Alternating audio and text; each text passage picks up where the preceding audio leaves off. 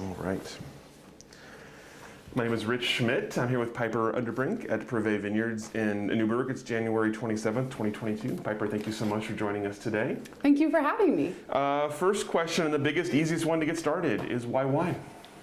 Ooh, that's a good one. Have to say I've heard it before, but wine, for me growing up, it was really a way to learn about the world, learn about different cultures, environments, science, art. It was kind of a way to talk about a lot of things in our family, and so started at a fairly young age sipping wine with my family at dinner and kind of using it as a way to talk about sensory experiences, historical context, the arts. My mom's an artist, so it was kind of a good way to mesh all of our different backgrounds into one storyline. And so started really young with a beautiful appreciation and a good experience with wine. And so I kind of just continued loving it and continued fostering that side of myself. And wasn't until I graduated from a liberal arts school in New England that I was like, everyone tells you to follow what you're passionate about. And so when I graduated, I realized I didn't really want to do what I had studied and didn't have a job. And so I thought the wine world would be just a fun place, and I thought it would just be a stop on my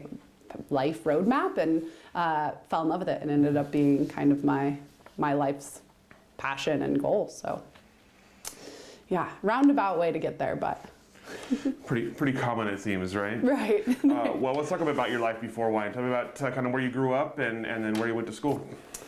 So I grew up in Central Florida on a cattle ranch, a beef cattle ranch, and which is funny because a lot of people in Florida, you say Florida and everyone doesn't realize that Florida is a major agricultural player in the U.S., especially for beef cattle. Obviously also citrus. So I grew up on a beef cattle ranch that had 2,000 head of cattle and worked cows with my dad.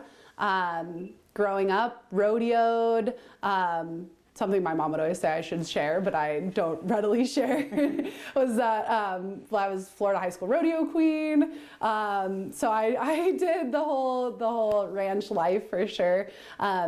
And grew up in an agricultural way of living, even though it wasn't a crop so much as an animal. Mm-hmm. And graduated, and like many people, I feel like was dying to leave where I grew up, and went to school in New England. Went to a small liberal arts school in Vermont called Middlebury, and studied environmental geology and art history. So didn't realize how much that would play into winemaking at the time. But now I'm appreciative of that background, and actually use my geology degree quite frequently, especially here in Oregon and in this part of my wine life. But after college, like I said, I had no path and no job offers. And so my father, who is a huge wine collector and has been his whole life, was someone who instilled that passion for me. And he suggested that I try a harvest internship. And so he's like, if you hate it, it's 6 months. You'll never have to go back, and you'll at least have a job and pay for things.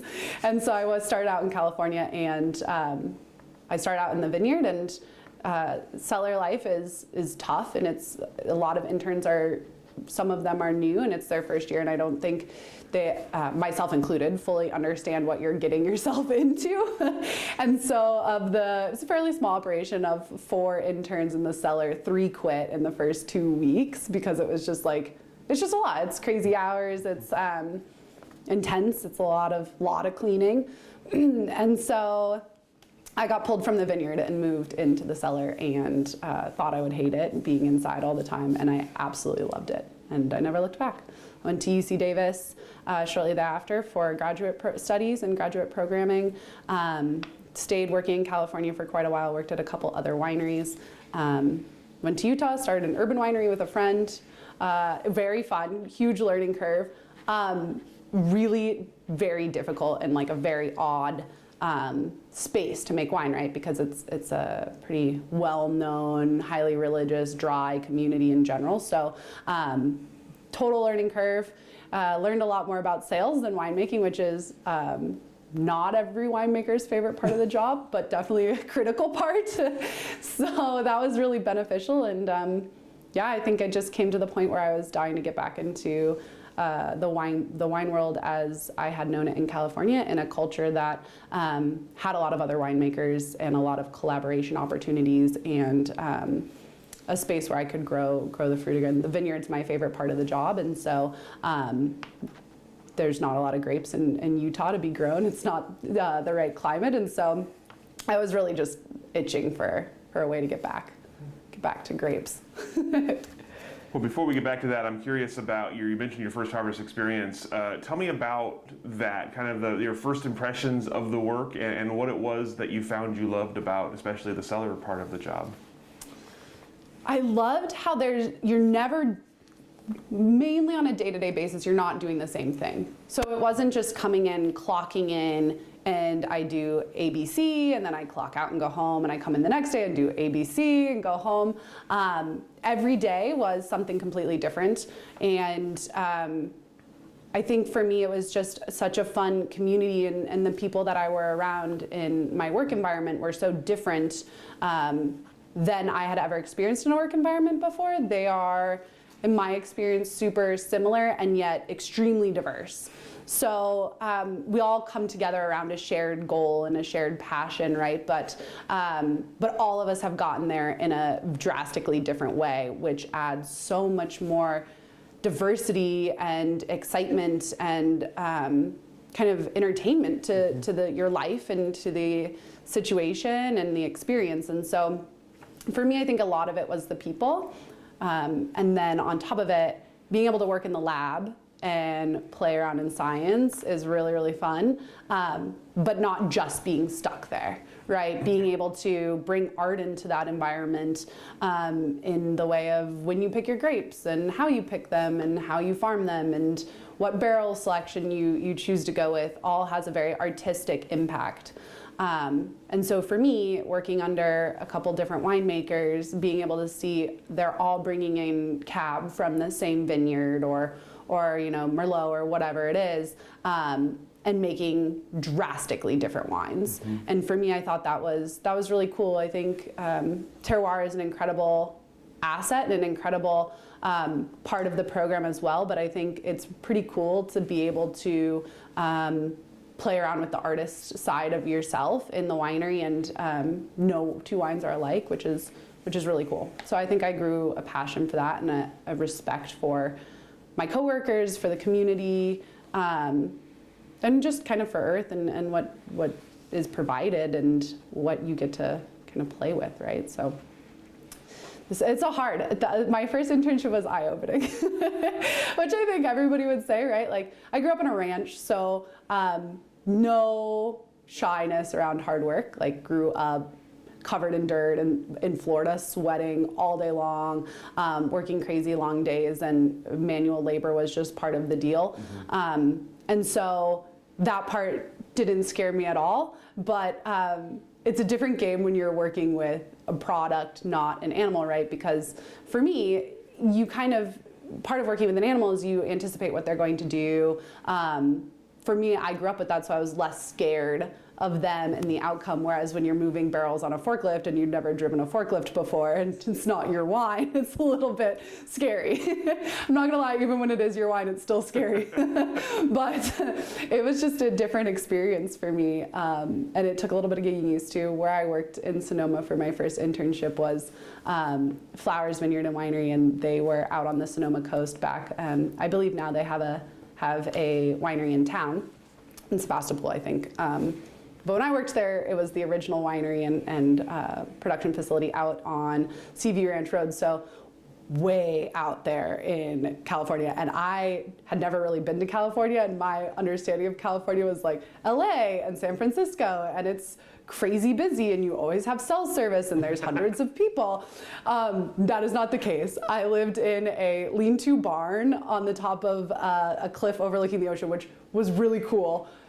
Not as romantic as it sounds, like definitely no bathrooms, like definitely camping. I didn't really grow up camping, so that was kind of crazy for me. And yeah, you'd walk to work and I would go 3 weeks without seeing anybody but my 2 other coworkers, and we didn't have cell service. We had really spotty Wi-Fi. So for me, that was crazy. I was like, wow, we're out here, we're isolated. This is nuts. So I think that was more of the shock than the winemaking itself. And but honestly, it was a great thing. Like, right, we always say it's best to learn a language in full immersion, and winemaking is its own language. And so we were fully immersed. We weren't doing anything else. But it was good. You really learned to either love or hate your coworkers, and you don't have a lot else going on. And yeah, it was really fun. Fully immersive, for sure. At the end of that experience, what did you think about? What did that change for you, kind of your future plan? Did you immediately think wine was something you wanted to do for good, or were you still kind of on the fence about what would come next after your internship? Well, I was 22 when I left that internship, and I think I was really in love with the romantic quality of wine, right? Where you travel. I was still in that mindset of like, oh, winemakers just travel the world and make wine in all these exotic places, and you got to go to all these parties and drink wine with all these great people. And so in that aspect, I was like, this is awesome. What a cool path in life, and what a unique path. But in the other aspect, I was like, if winemaking is this remote, like, I don't know that I'm gonna be cut out for it, because at 22, I was like, I wanna go meet other people my age, and I wanna go to dinner, and I wanna go to the bar, and I wanna hang out with other people. And I was the youngest at that internship by quite a bit. There was one other younger guy who now is a winery as well in California, who was working with me, but he was on the day shift and I was on the night shift. So we never hung out, and I was like, this is pretty remote and kind of lonely. I don't know if this is the right path for me. And but I gave it another go. I went and was a ski bum for the other half of the year in Utah, and went back to California in the next summer for harvest again, and picked a winery that was in St. Helena, and so lived in St. Helena, and that, I mean, a small town, but other people and other interns, and I had roommates, and so it was, then I was kind of like, oh, this is sweet, like I could totally do this. I've always lived in small towns, so it wasn't the size of the town so much as like a town at all. And so once I kind of got that dialed in and was going to Davis for some classes and stuff, I was like, this is really, really cool. Yeah. Tell me about the difference between those first two, obviously, aside from just sort of the social aspect and the people aspect. What did you notice from year 1 to year 2 in terms of your sort of interest and ability, and also just sort of the difference between making wine in different places?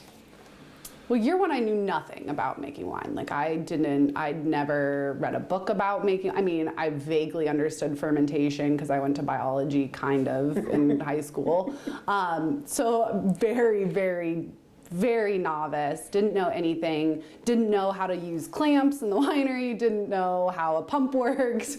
Like every single thing was a huge learning curve. And I think probably most, if not all, winemakers could agree that most of the things you learn in the winery, you learn by trial and error. And still now, I mean, when I bought most of the equipment in the winery, I should know how it works. And you might use it once a year, and so you can, of course, forget. And there's a lot of mistakes that are made every year. But that's what keeps it fun, right? And so year 1, I didn't know anything. So every day was really challenging.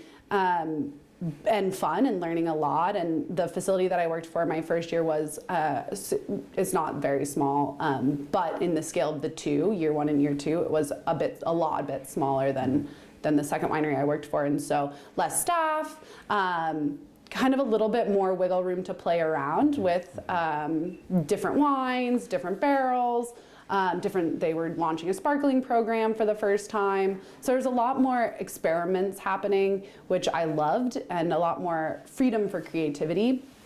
In the second job, in the second year, I was a little less novice, and which was nice because it wasn't just stressful all the time. It was just sometimes stressful.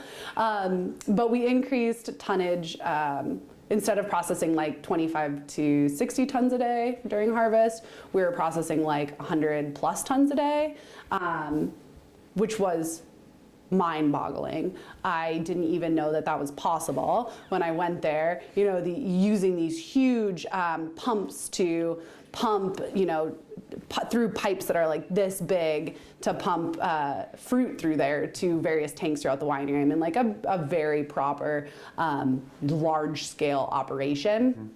And I'm really, really glad I had that experience. It's not something that I would want to work in an environment I would want to work in again, but pretty cool to see how efficient you can make a place, right? It was a really great learning curve, and it was fun because I had a little more freedom in that job because I had more experience, and so I could work with different people, work on my own, do different jobs. I got to do some stints in the lab, which was really cool. So I wasn't just cleaning, I was like actually participating in winemaking. And so I think that's where I started to kind of realize like, wow, this is what I want to do. And this is my passion. And I also just need to work in a smaller scale operation. So what point did you make the decision to go to UC Davis, and tell us about your experience there? It was fabulous. I loved it. I did most of my programming online, so way before not way, but quite a bit before the pandemic. So online schooling was kind of weird, pretty hard. I do not envy people in school right now because learning science, chemistry, math online is really, really hard. So that I do not envy, and that part was a little bit tough. But in general, it was really cool because I couldn't take off fully from working to just go to school, because there was definitely programming for that, but I needed to keep working.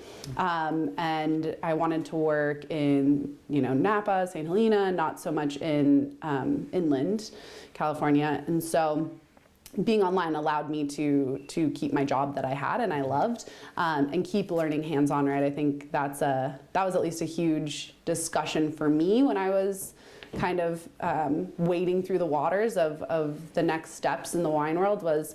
Is it better to be more educated? Like, a lot of opportunities came up for me to continue my schooling abroad and domestically, and is it make more sense to go to more school, or does it make more sense to go get real life experience? And I've talked to a lot of mentors and a lot of people in the industry, and you know, every single person said something different. So I was like, okay, I just have to navigate this on my own. And I ended up, you know, after Davis, not going back to school, which was worked for me, but everybody is different. And so, you know, I think it was really cool to have such access to such great professors that and so much wonderful academia and knowledge and journals that I probably wouldn't have found on my own. But I think if I would have gone to the in-person programming, would have been really cool, because you create a different relationship with your professors. Having said that, I still go to lectures at Davis a lot. I mean, pre-pandemic, I was going like once every 2 months probably. And it's invaluable. I mean, just like any other industry, technology is changing so fast. You know, they're learning so much more, especially with all the fires and the smoke. It's good to be able to have that access. California especially, I mean, with smoke, I mean, Oregon has had just a little bit of experience here and there with smoke chain and fires. And unfortunately, California has had a lot of experience with that. And so, yeah, kind of just being able to tap into that as a resource has been really good. It was a really cool program. I learned a lot, and I think if anything, it just gave me personally more confidence to go out and be like, I went to school, like I learned this, I went to school, I can do this, I can figure it out, I have a textbook. I mean, last year was my first year pruning by myself, and I was out there with my partner, and he's like, okay, how do we do it? And I like had my textbooks out. And I was like, well, I think if we want to do this, we're gonna want to cut it like this. It's like, you know, it's a good thing to have that background and know a little bit, but yeah, I don't know. I think it was a good choice for me, but I think that you can learn all that stuff as well, and working and firsthand experience. And honestly, while the schooling is really cool, nothing beats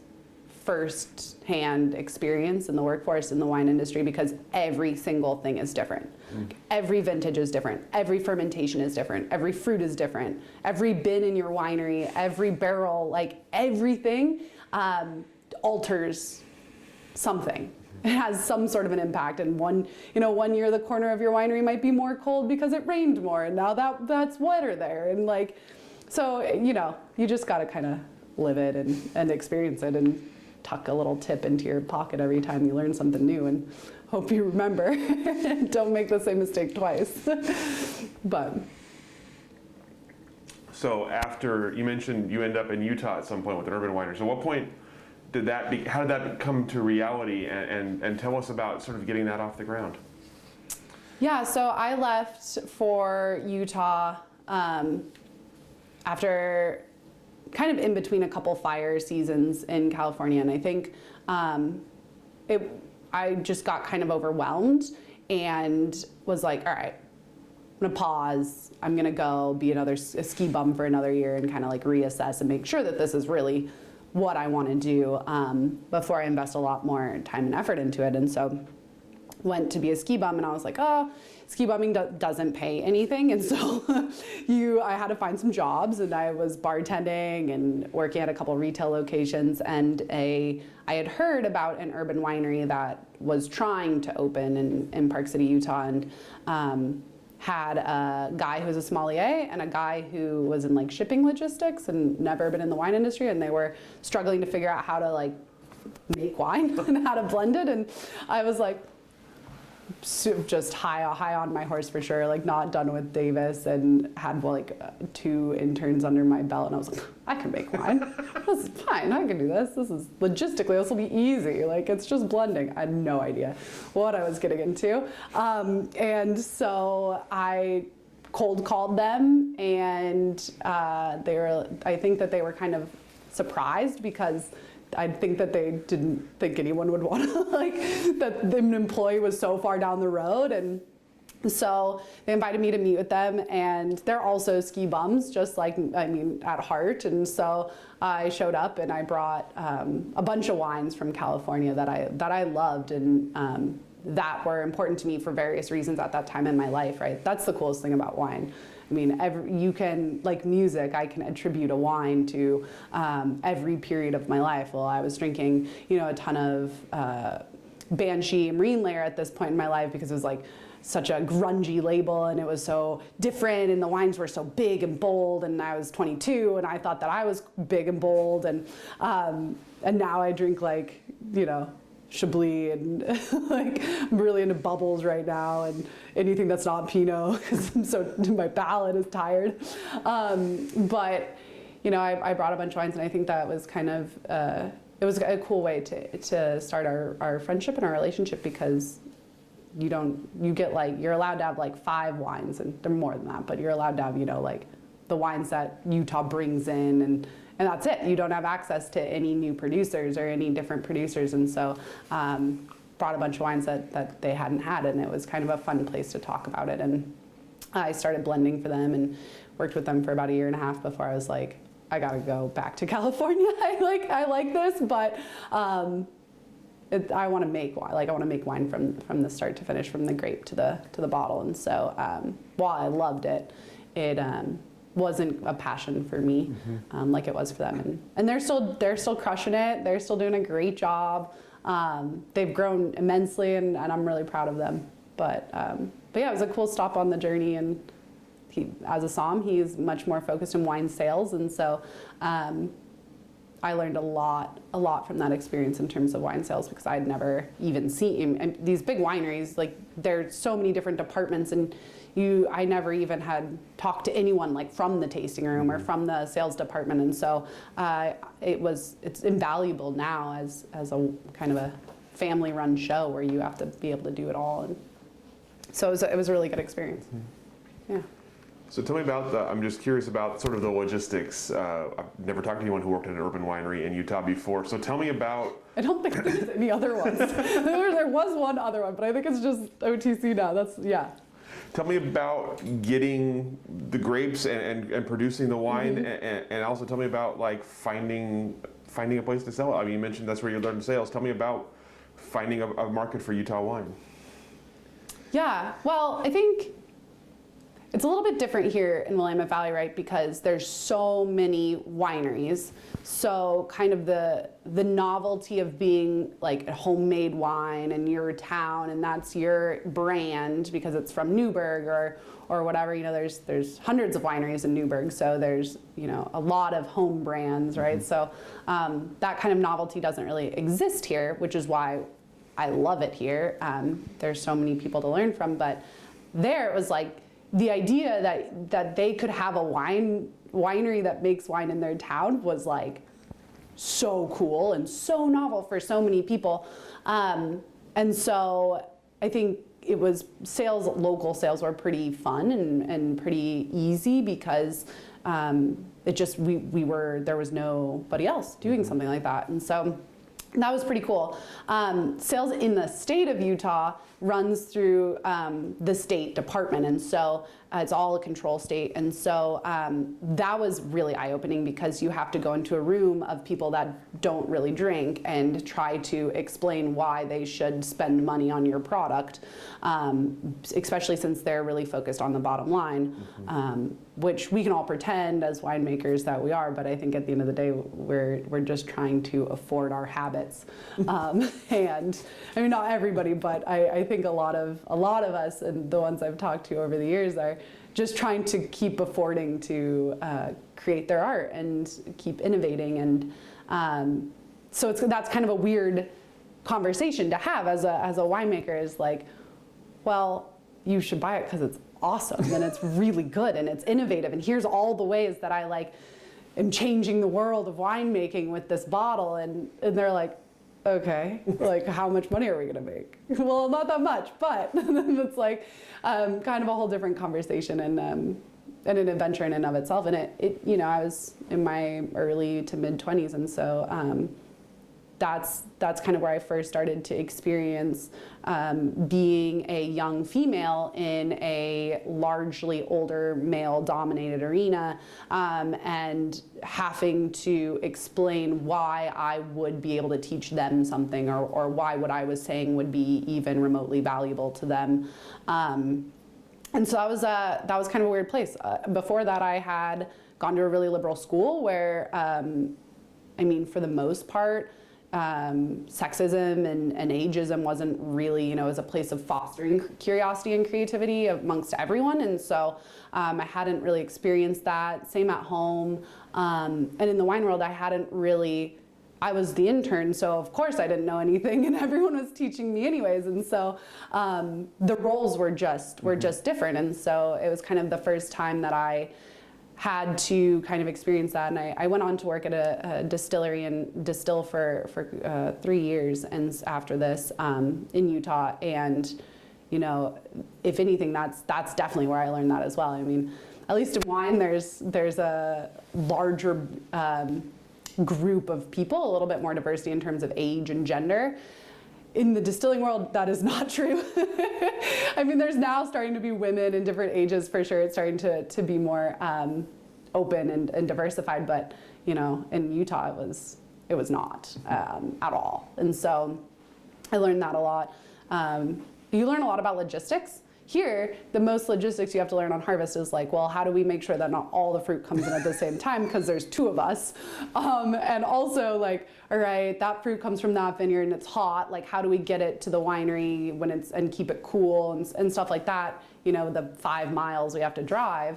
In Utah, it's like, how do we get the wine from Washington to Utah, and not just make sure that it's safe, but also how do we get it across state lines, and what are the logistics there, and how do we deal with the government in terms of licensing and taxes and everything like that. So that was crazy, and thankfully I don't really have to do that anymore.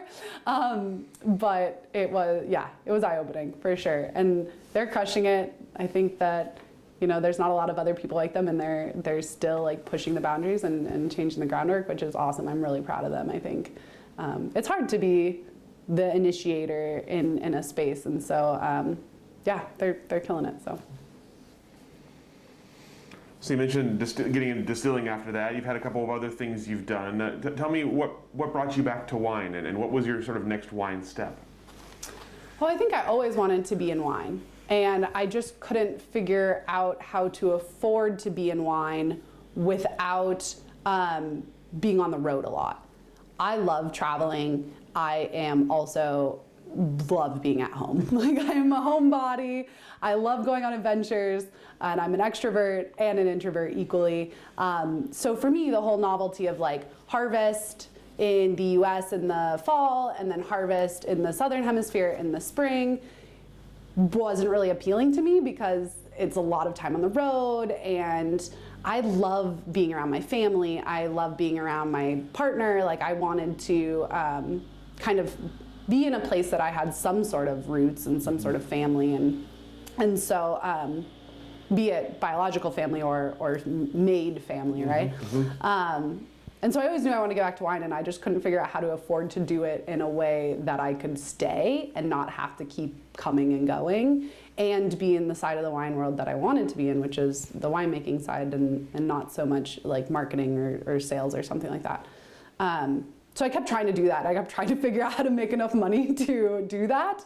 And I think I always struggled with I felt unready. Mm-hmm. Right? I think everybody talks about that in terms of starting a business, and you really do just have to, that's annoying when people are like, just jump in, you'll never be ready. And I'm always like, well, that's annoying and not helpful, but it's true. Like, now I'm that person. You have to just jump in and do it, and you'll never be ready. And so I was just waiting till I felt ready to do this, and was like, well, I should keep doing alcohol. And I left the urban winery, and there's not a lot of other alcohol avenues in Utah, and I wasn't quite ready to leave my family there, and so I started distilling because that was the next best thing, and it was really fun for a while, and I learned a lot, and I think I just got to a point, and I grew up a little bit and matured a little bit, or I was in my mid-20s, so I was still learning about myself, and so I finally got to the point where I was like, I think I just have to go, and I just have to have enough confidence and just do it. So I gave myself a 2-year timeline, and I waited till the end of 2 years, and then I left and came here. And why here? Why did you come to Oregon? Well, when I started thinking about this, at kind of the 2-year mark, I had met my partner who is here with me at Privé and helps run Privé, and we had met in Utah, and we had met around a mutual love for the mountains and the outdoors, and kind of that was always the thing that held me back in Northern California and keeping me from wanting to go back there, was that I struggled not being close enough to the mountains, not feeling like there was a really strong community of mountain lovers in the way that I loved the mountains. So, I was used to going on mountain bike rides at lunchtime and skiing, and kind of my whole life was centered around that. And so Oregon has a really good reputation of that, and after having been here for 2 years, last year was a little bit of a weird year with the pandemic and starting a business, but other than that, I think, this year we've definitely gotten outside a lot more, and having the mountains so close, the coastal range, the Cascades, all of the volcanoes and the beach, it's an outdoor lover's paradise. And so that mixed with, I knew from day one I wanted to make Pinot Noir. There was no question in my mind. I made Pinot Noir my first harvest, and I absolutely fell in love with it. And I studied it religiously. I loved the way that, that's all I ever wanted to order when I sat down to have wine. And I've since worked at places that make Cab and all these other things, but Pinot was my favorite thing. So I was like, okay, Pinot Noir, have to have the outdoors. And Oregon was just the place to do those things. So before we get back to Oregon, I'm curious, what about Pinot? What did it for you? Why was it so exciting to you? Well, Pinot comes with a real novelty kind of folklore behind it, right? It's the heartbreak grape, it's finicky, it's beautiful, it's nuanced, it's complex, it can be so many different things. You know, everybody always says these things, and it's true. Like it's hard to work with, but you're rewarded with such an incredible experience, right, at the end of the day. And I think originally it was this folklore that made me really excited about Pinot Noir, and then as I started working with it more, I realized that it was true, and it wasn't just this story told around a campfire, so to speak, but also, you know, real life and an incredible experience. And I just have such a respect and reverence for Pinot Noir. We make Syrah as well here at Privé, and I don't get me wrong, I love Syrah. Like, I always call them like the ugly step sisters, right? Because, you know, I walk into the winery and I know you know the Syrah, right? Like, you can trust it. It's dependable.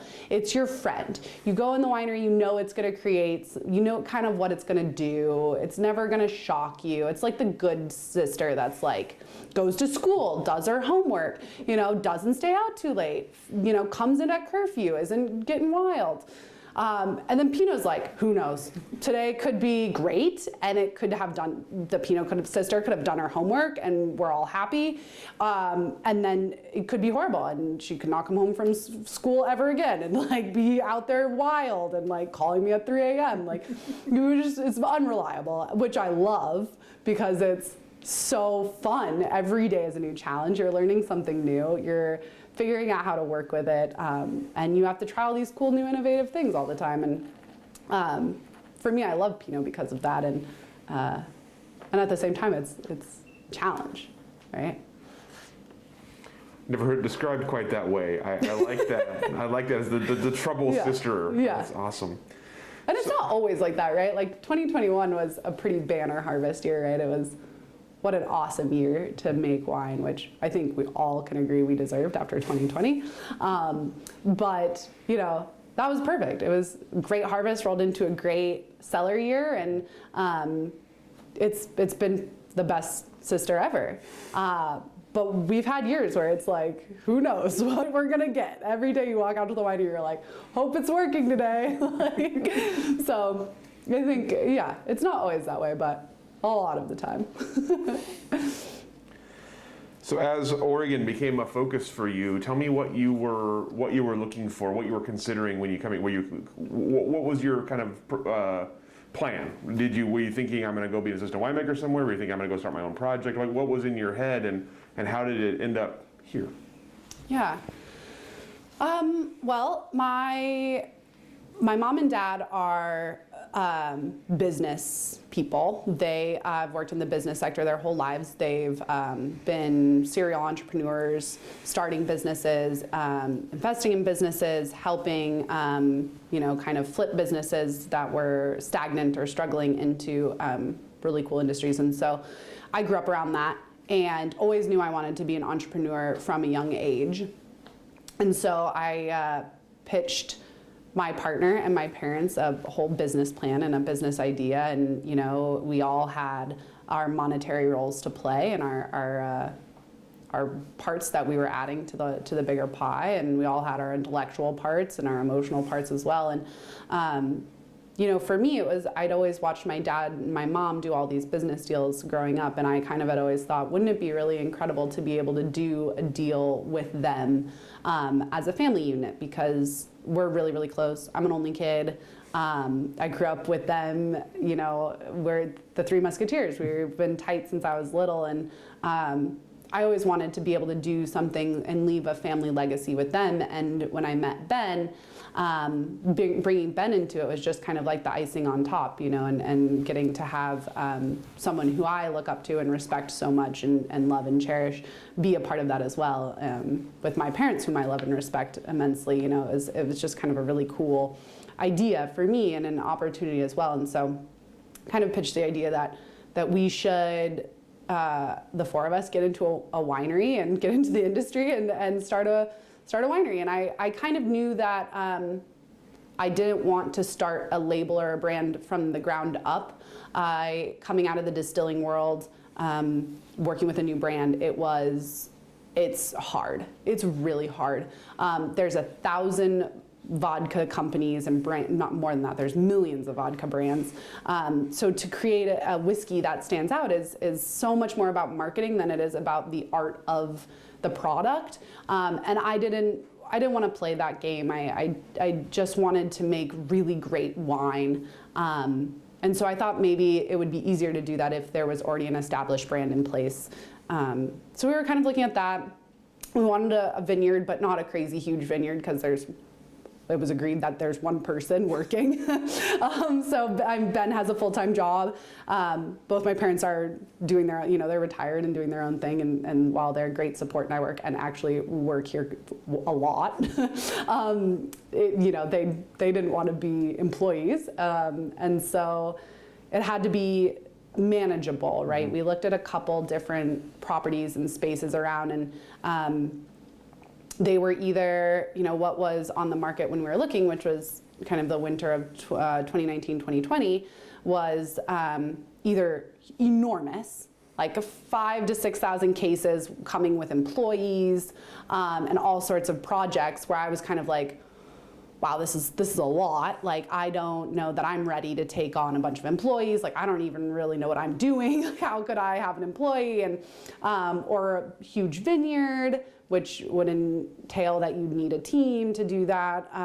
Or they were really beautiful vineyards that were kind of reaching the end of their cycle and needed to be replanted, or land that needed to be planted at all.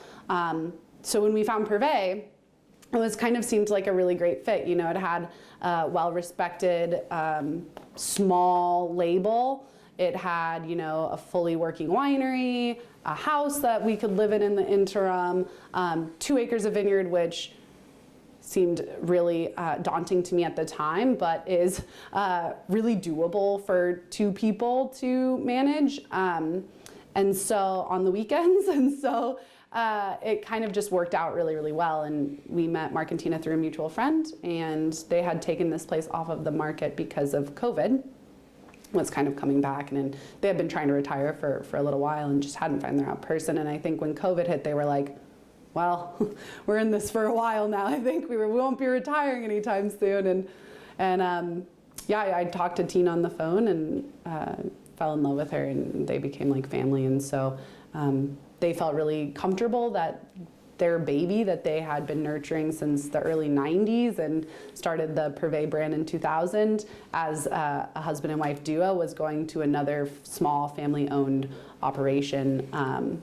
And so it just worked out really well. Yeah. Definitely interesting timing. I'm curious. Yeah. I'm curious what added complications the timing of that added for you. I mean, in terms of what you were thinking, in terms of realistic goals and that. Buying it right at the beginning of a pandemic, what did that change about how you were going to approach your sort of first few years in the new role? Yeah, well, we didn't do any tastings that first year, which kept me up at night a little bit, but also was, now looking back on it, really great because I was trying to learn all the other aspects of the business and the property, and so it was nice to not have to also be giving tastings. Also, we didn't have any wine to sell, so I don't really know what we would have done with tastings. It was kind of nice that we couldn't give tastings anyways because we had nothing to sell. So it worked out, which is the bane of like every new winery or owner or anything like that. So it actually kind of worked out in that regard. It made learning the business a little bit more complicated. Ben's family is immunocompromised, as is my mother, and so at the time she was going through some cancer treatment, and so it made it really complicated to have temp employees or even work with the previous owners, since they were, everyone was living their own lives, and so it was a little bit hectic to try to kind of navigate how to work with one another. But other than that, it kind of worked out in our favor. It gave us kind of, it was almost like putting pause on some things that, would have taken away from us learning the vineyard, the winery, the fruit, the style. We could really focus in on that and hone our craft before we started trying to figure out how to do tastings. all of our sales are direct to consumer, and so to our wine club, and we were so lucky that, the wine club really responded well and accepted me pretty well, and because we had all of this time that we weren't running tasting room events, I could talk to the wine club members, for an hour on the phone and answer all their questions and explain who I was and my background and why they should trust me. And I think that unfortunately turnover in the industry has tended to be a lot to larger monopoly style brands, which has created kind of a distrust of turnover in general, right, of a lot of wineries.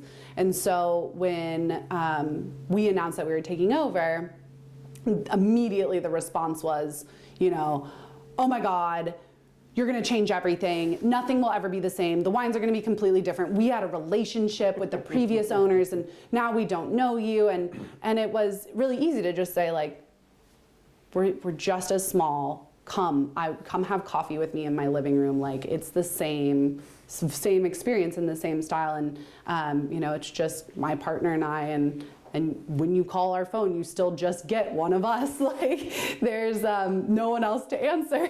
So I think having the time to really cater to the club members and become friends with them, like Mark and Tina were, was really beneficial for us. And actually is really cool. I mean, I love, I always say that I have like 1,000 friends, and it's so nice because it's fun to be able to answer the phone and say, oh, hey, how's the kids? How's your husband? And with COVID, it's really been one of those things where they have someone to talk to as well. And they're like, wow, it's the first time I'd ever answered the phone with someone I didn't innately know. And they're like, yeah, it's been hard. And you're like, I feel you. I agree. It's hard. Like, talk about it, because that's okay. Like, it's good to do that. So it was nice to be able to offer that for people and create a bond with our Privé family. It's been really nice. So other than that, we haven't been able to do that many events, which has been a drag, and meeting people in Newberg has been complicated for Ben and I, right? We're like 30 and we moved here in the middle of a pandemic and we don't have kids, and we work from home. So, he would be normally not working from home, but is currently, and so you would normally go to the bar and meet people that way, but you go to the bar now. Well, at the beginning, you couldn't even go to the bar. And then now you go to the bar and people are still like, you're like, hey, how are you? And they're like, why are you breathing on me? Like, why are you talking to me? So it's kind of been like an adventure in the terms of meeting people, but at least you have the wine community, right? Like, wineries have extended their arms and really taken us in, which has been really nice.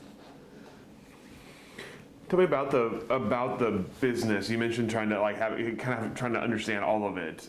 What did you find here, and what did you find that you expected, and what did you find that maybe you didn't expect, and what are you looking to build on? What is coming next based on what you've done so far? That's a really good question. Well, I think one thing that I really learned in the last couple of years is that it does not matter how much you prepare, you're always behind. This year was going into this is January of this year is starting our third harvest here at Privé. And I was like, 2021, I was behind the 8 ball. Like, everything I was learning just like a week late. And so I was like, all right, I'm going into 2022 and I'm gonna be way too ready. Like, I'm gonna be dialed for whatever we're doing in February and the beginning of January. And then probably like a lot of people, January hit me like a ton of bricks and I was like, oh my God, it's already January, whoa. So no matter how dialed you are, you still you gotta wake up every day and keep going to work, because it may not be how organized. I'm a Virgo, I'm very type A. Like, I like lists, I love lists, I like checking off the list. It gives me happiness. And I kind of had to let that go, right? Because I say 1.5 employees here, because Ben does have a full-time job, and so he works his ass off, but he's also has another job, so he's not here a lot. And so you kind of have to just let it go. Like, not everything will be perfect. Mother Nature is gonna bring whatever she's gonna bring, and not every day is exactly how you'd like it to go. And how do you work within that? Like, how do you alter your plans for the day in the middle of the day has really been a critical learning curve for me. And I think also, learning how to grow a business quickly and sustainably is something that we're doing going forward, right? 2020 was a notably low yield year for a lot of people, us included. And so we came in expecting to make about 700 cases, and we made 400 cases. So that was kind of a crazy year. And 2021, kind of a similar situation. But we did make more, about 700 cases, and then we've recently purchased a vineyard in Ribbon Ridge. I guess not that recent anymore, in June 2021. Feels like yesterday. And so, that's 13 acres coming online this fall, and so we will easily double, close to triple our production this year, and so it's like, all right, we should probably prepare now. So it's all really, really cool. That's the best part about the wine industry, is moving really, really fast, especially Oregon, right? Whereas Napa has been entrenched for a really long time, and they're growing, but not quite as rapidly, because they've kind of not manufactured, but built out a lot of their growing room. So Oregon, not so much. Oregon has always been a formidable wine creating space in the market, but at the same time, it's, I think, really, really growing super fast. I mean, like Bollinger buying Ponzi, people are moving really quickly in Oregon, and so it's cool in a lot of ways. Opens up a lot of opportunities, and also it's really scary, right? We've all love it here, and it's our home, and so the idea of it getting bigger and busier and is scary on a personal level, and on a business level, I mean, you got to be kind of excited, because it's going to bring a lot of opportunity. Mm-hmm. So tell me about your wines. You mentioned kind of the complication of taking over a brand that has an established style, has an established membership base, and not wanting to necessarily change things too much, but obviously you're going to make the wines you're going to make. So tell me about balancing that and what you're finding your wine style to be and wine philosophy to be. Conveniently, Tina Hammond, who is the original winemaker, and myself have very similar winemaking styles, which is really interesting, right? Because we have vastly different backgrounds, vastly different lifestyles. We are completely different people, but our philosophies about winemaking are very, very similar. She's super traditional and pretty old school in her winemaking style. I'm a little bit more open to innovative ways of making wine. Well, in a lot of ways that we think of as innovative now are actually have been original winemaking techniques, right? Like clay pots, et cetera, and amphora are so innovative, but are the original way we made wine back, billions of years ago. So, that made the transition really, really easy, because we have very similar styles. So, it was easy to slide into this really traditional Burgundian style winemaking philosophy, because I respect that and love that as well.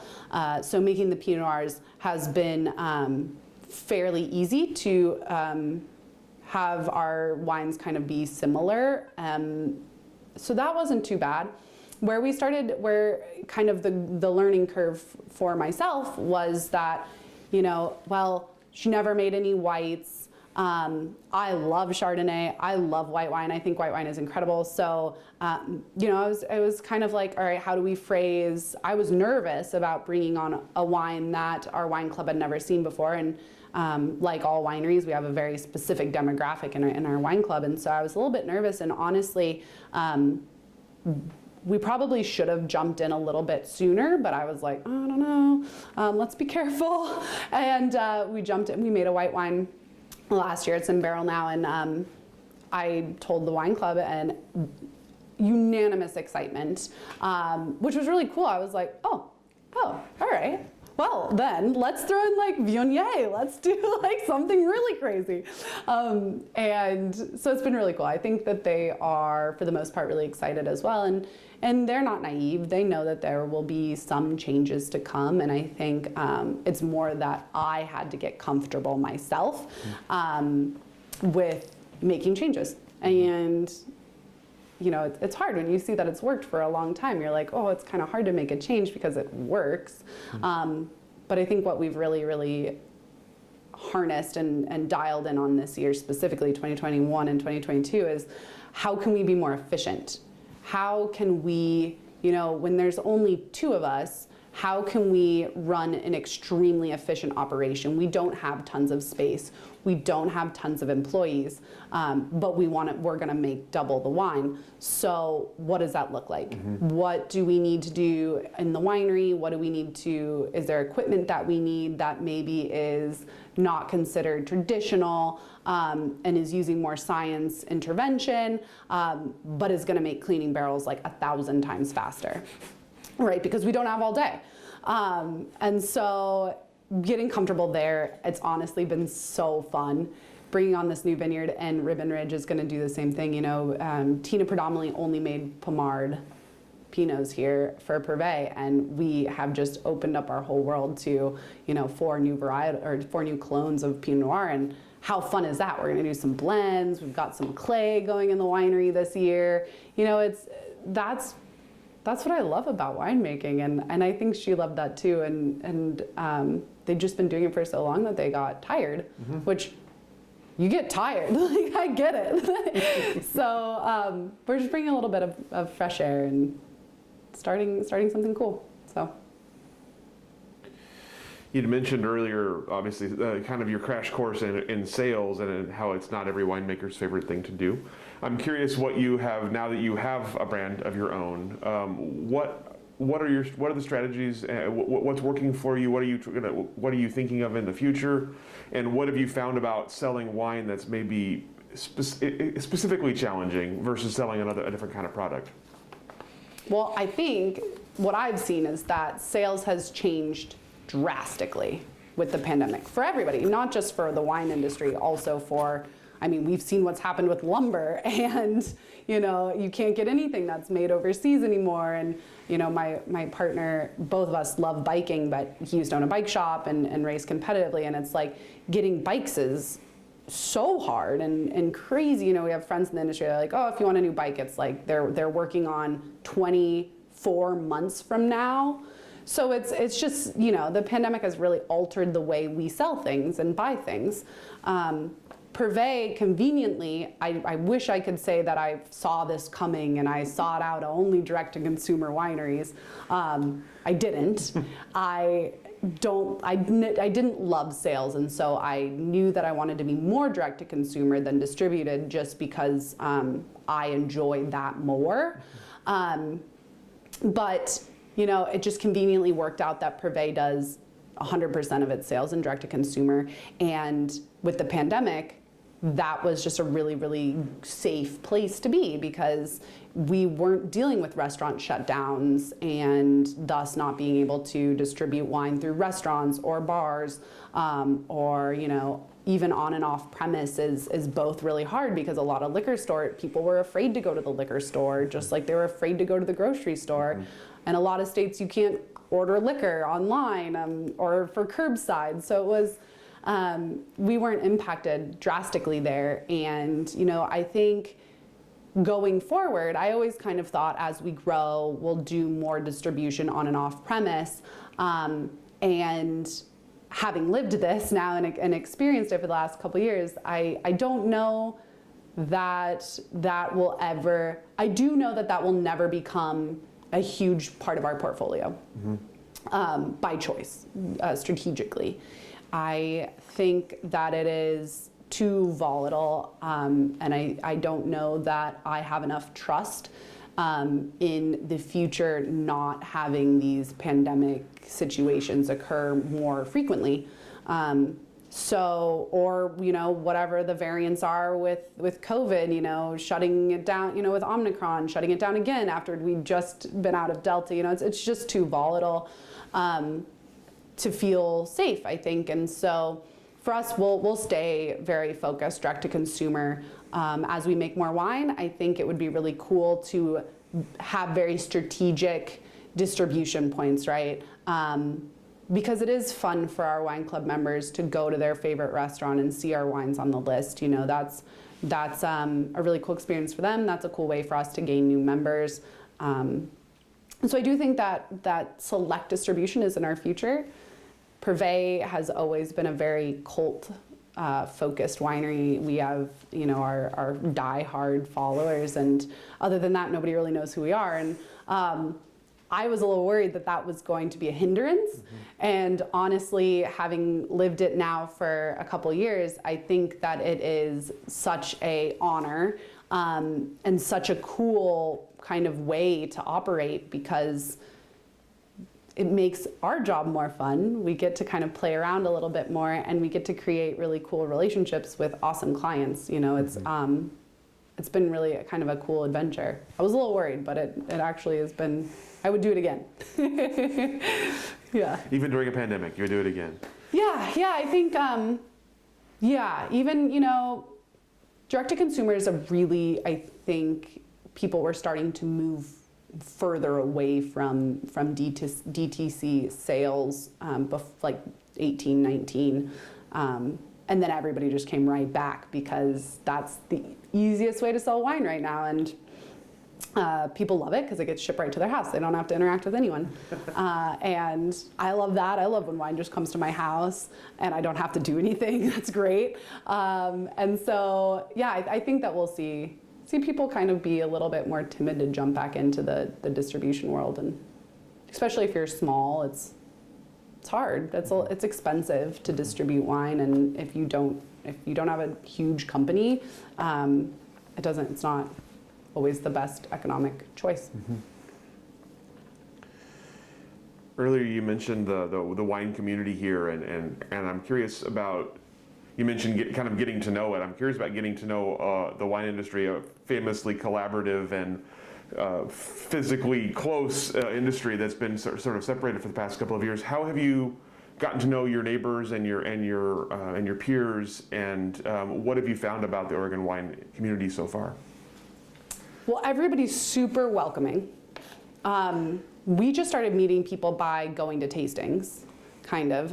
When we first moved here, where everyone was in shutdown, but then kind of when 2021 rolled around, people started kind of opening tentatively, and Ben and I were dying to see anybody that was different than each other.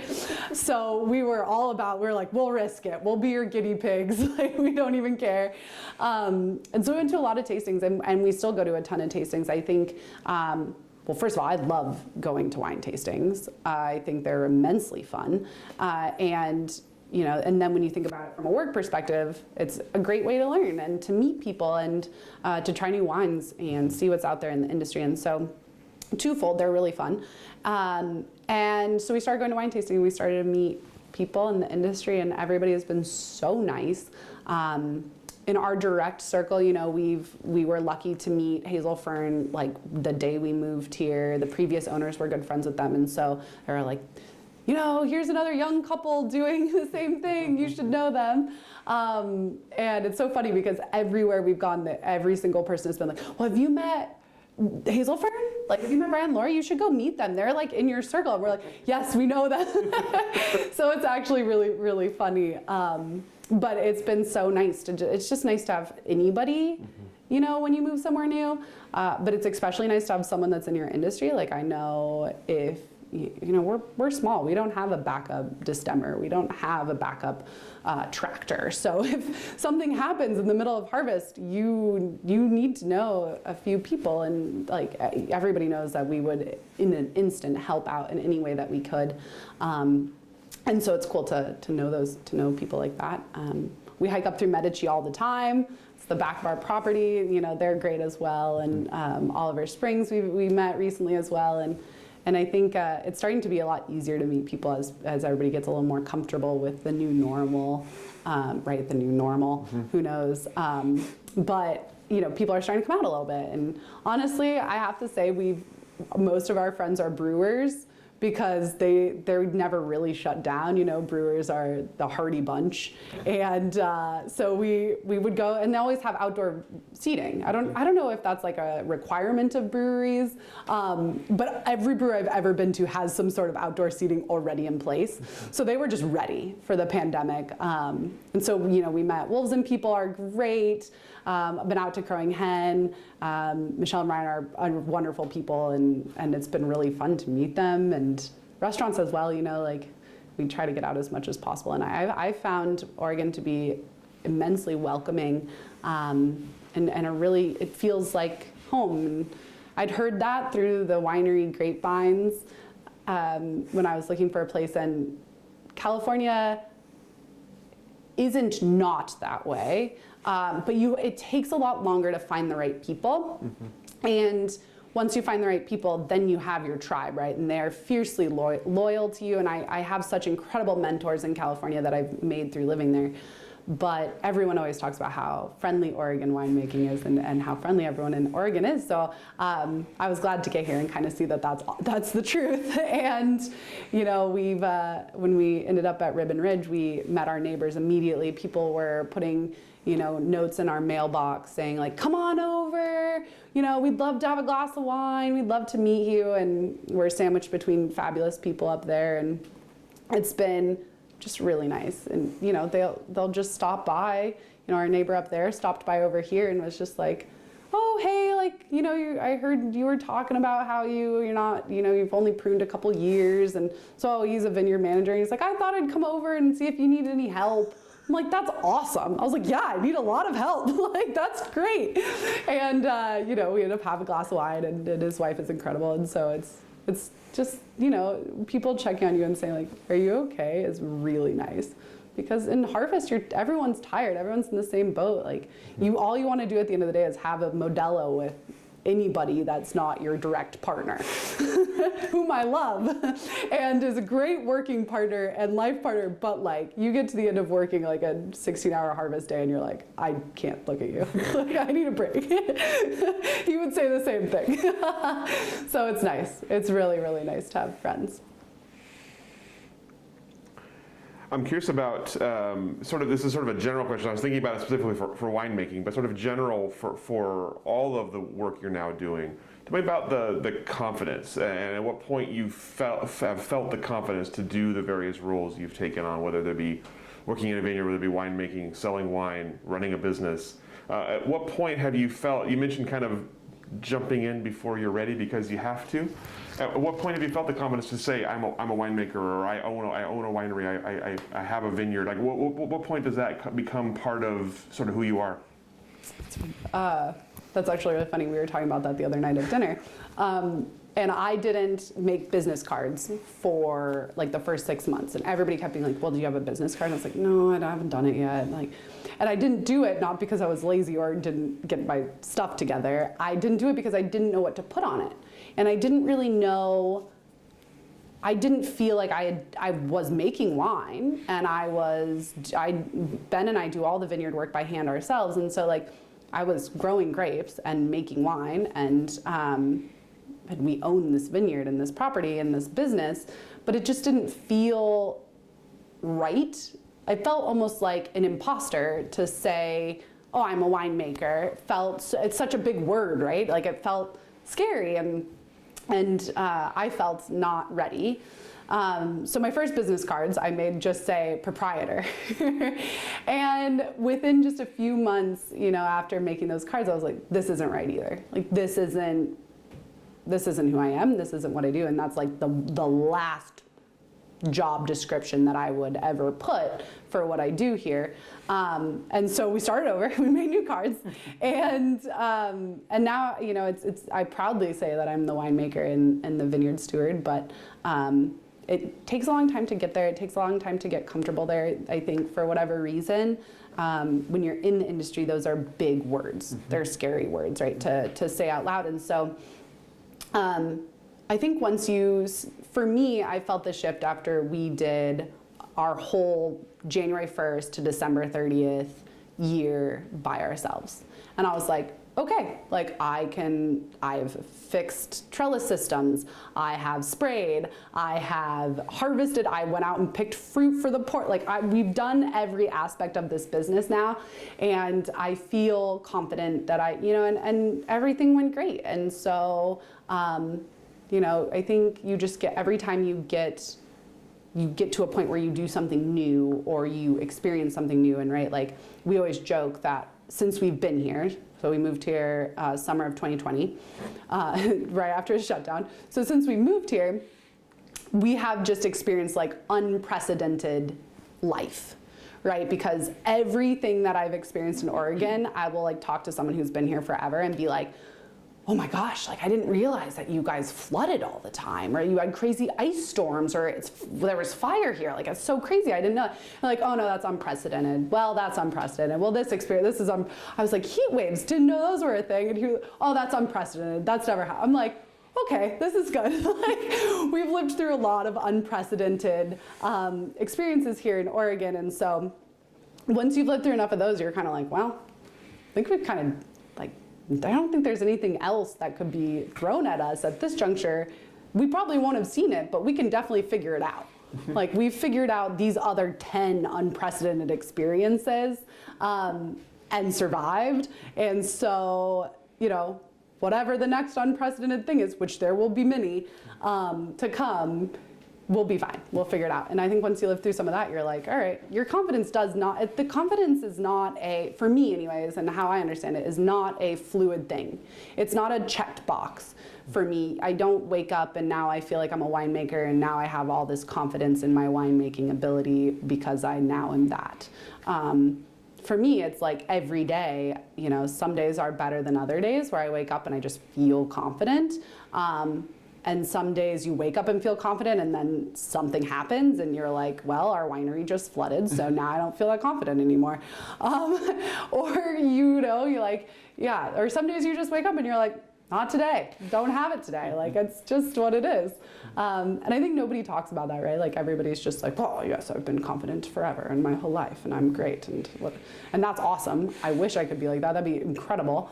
But for me, that's just not the truth. And, I think a lot of women probably experience this a lot more because there are so many more hurdles, and it's been so cool to be in Oregon because Oregon has an unprecedented amount of female winemakers and kind of always has since the beginning of winemaking here. Women have played an immense role and also in the spotlight, right? Like women have always played a big role, but usually quietly in the back. And so in Oregon, like women have been very vocal and a huge part of the community. And so to not have to deal with that on a daily basis is awesome.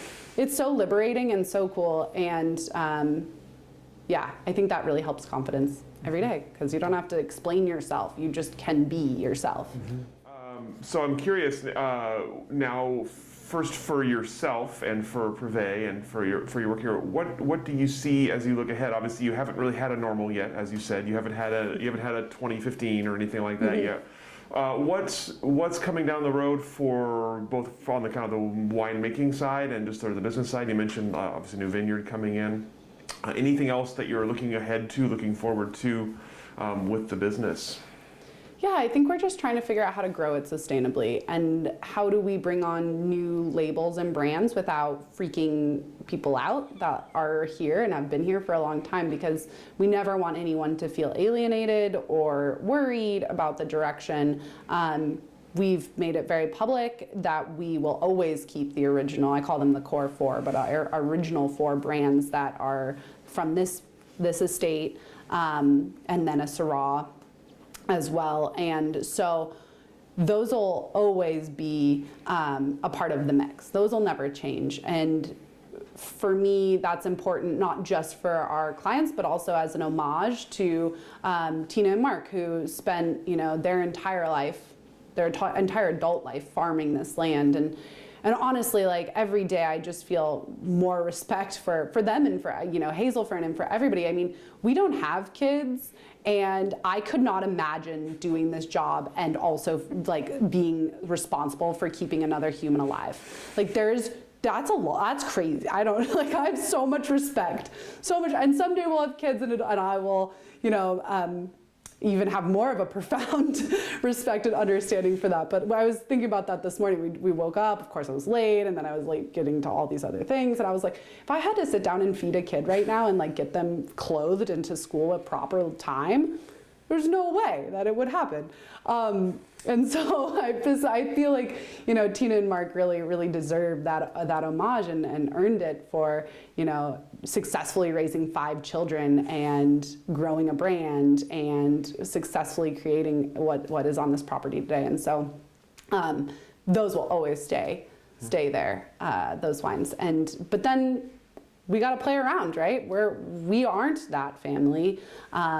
And as much as we respect them, we're our own people as well. And so we have to bring what we know and love and respect and our ideologies and philosophies and into the mix and make wines that we love as well and that are more to our personalities and characteristics. And also we're making a bunch more wine, right? Like we got Ribbon Ridge, we are starting to finally like make really great contacts and connections with other growers in the community. And that's really important to me. I feel we recently just discovered Salud and what an incredible organization.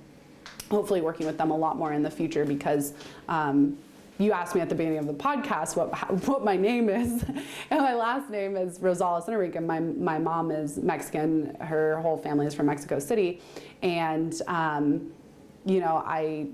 think that and working in agriculture has given me such a profound respect and intentional focus on supporting migrant workforce. And I think that when you look at grape growing, now that I'm growing grapes as well, but I also have a business to put the grapes through, right? If you're just growing grapes, it's kind of the way that you're compensated for those is so odd, right? It's totally standard for the industry, but when you look at it from like a business perspective, you're like, this seems so crazy. And so, doing whatever we can as a small winery here to support growers in whatever they need, and however I can do that is so critical to me and important to both Ben and I and our families that we support them. And you can't make great wine without great grapes. So I think that we all should just really love on them and support them the best that we can, because they're doing all of the legwork, right? Like they're doing all of the groundwork to so that our jobs are easier. So. What about for the future of Oregon wine in general? What do you see? What does the industry look like to you now? You've been here a couple of years, and what do you see coming in the future?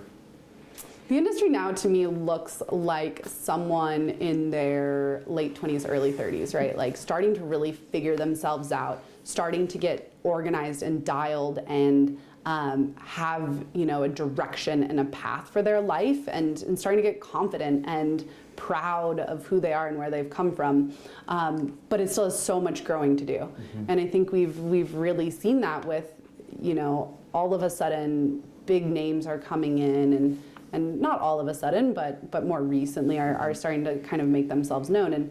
And that's gonna, time will tell what that does for Oregon wine. But I think, we're definitely that, plus, getting recognized in the EU and all of these things are putting Oregon wines on the map. And, time after time you open a new publication and top of the list of wines around the world are Oregon wines. And we've all already known that for, I've known it for a couple of years and everybody else has known it for decades. But now everybody else is figuring it out. And I think that there's a lot of growing to be done, and I think that it's not all gonna be beautiful and perfect, because no growing is. But I think it'll be really fun. And I think it's gonna be really exciting for not just winemakers and grape growers and people that are associated with the industry, but I think it's gonna be really fun for restaurants, bars, retail shops, tour company. It has an overarching reach, and that's going to be really cool. I think my only concern is what is going to happen in the future in terms of climate change, right? Everybody talks about that so much, and whether anybody believes in climate change or not, everything is such a hot button issue these days. But you cannot disagree with there being a change, especially as a farmer. Like, this is beautiful. This kind of scares me. We've had 10 days of beautiful sun and no rain in January. And the other day I was pruning in a t-shirt. Like, that's a little bit scary, right? Like, on one hand, I'm like, oh, this is amazing. And on the other hand, I'm like, okay, I'm starting to get a little anxious, like, a deep breath. And we have the crazy heat waves, and we've dealt with fire, and all these unprecedents are because of a big change that's happening. And I don't know that there's any way that it is not going to happen. I think that it's not about stopping it anymore. I think it's more of a conversation about, okay, how do we work within these bounds, and how do we make great wine, and what do we do to not be so devastated like Burgundy was last year and the year before, and or how we were in 2020. Like, how can we what do we need to do to farm knowing that this is gonna happen, and this is 2020, 2021 heat wave. This was not the only time, and this is not the last time. And so I think I get a little nervous, but it'll be all right. You just gotta keep going to work. So try to innovate the best you can and read up, but yeah. So you mentioned earlier that you had a lot of mentors and had asked a lot of advice and had gotten a lot of different answers in the past. Looking back now, I'm curious, if someone were to come to you in a situation like you had been in, then what would you tell them in terms of advice for getting into the wine industry, for sort of successfully navigating some of the hurdles you've dealt with, and for like what the best way to kind of succeed in the industry is? Well, honestly, I would say something that I definitely haven't mastered. So do as I say, not so much as I do. But this experience, and especially 2022, I've never really done like resolutions or anything of that nature, or like a word of the year or anything, although I think it's cool. For me, what I would say is, don't wait. Just do. Like, just go in. You'll never be ready. You'll never feel 100%. I still don't feel ready, and we're doing it. So, just jump in and start working, and it will all come together. And with that, trust not just yourself, but the people. I always tell myself, like, you're smart. Like, you've got this. You've found the right people. You've put the right people in place. You've encircled yourself with my partner, Ben, with my family, with mentors here in the Valley, as well as in California, and with the right bookkeepers and the right people who help with sanitation. You find the right people. You surround yourself with them. I trust that I've picked the right people. And then, let them be there. Let them support you. Let them help you. Let them work for you, because you pick the right people, and let them happen. Let it just unfold. It's I'm a Virgo, so I'm a bit of a control freak, and it's really hard for me to be like, I know I chose you, and I know you're brilliant, and I know I've done all the research, and I know that what you're gonna do is incredible, but I'm just gonna like hold on to you just a little bit more, because I'm a little scared to let you go do your thing. But once you do, it's far, I found that person because they're better than I am at that job or that task, right? Or whatever they're bringing to the table. And so that's okay. Winemaking is not a winemaking skill set, right? Like, you're a winemaker, you're a grape grower, you're a salesman, you're IT person, you're HR, you are a tasting room director, like, you're everything. You're compliance, like, you cannot be good at all of these things. And so recognize where you're not great, find the right person, and then trust them. Let them do their job. That's what they're there for. I'm not always great at that, but I'm trying. That's my thing this year. I'm trying really hard. So that's what I would say. Yeah, just let the people that are there do their job. All right. That's all the questions that I have for you. Is there anything I didn't ask that I should have? Anything we didn't cover here today that we should have covered? No, I think it was perfect. All right. Awesome. Well, thank you. Yeah, Thank you so much for your thank time, you. for hospitality, and wonderful answers and candor. And we'll go ahead and let you off the hook. Thanks.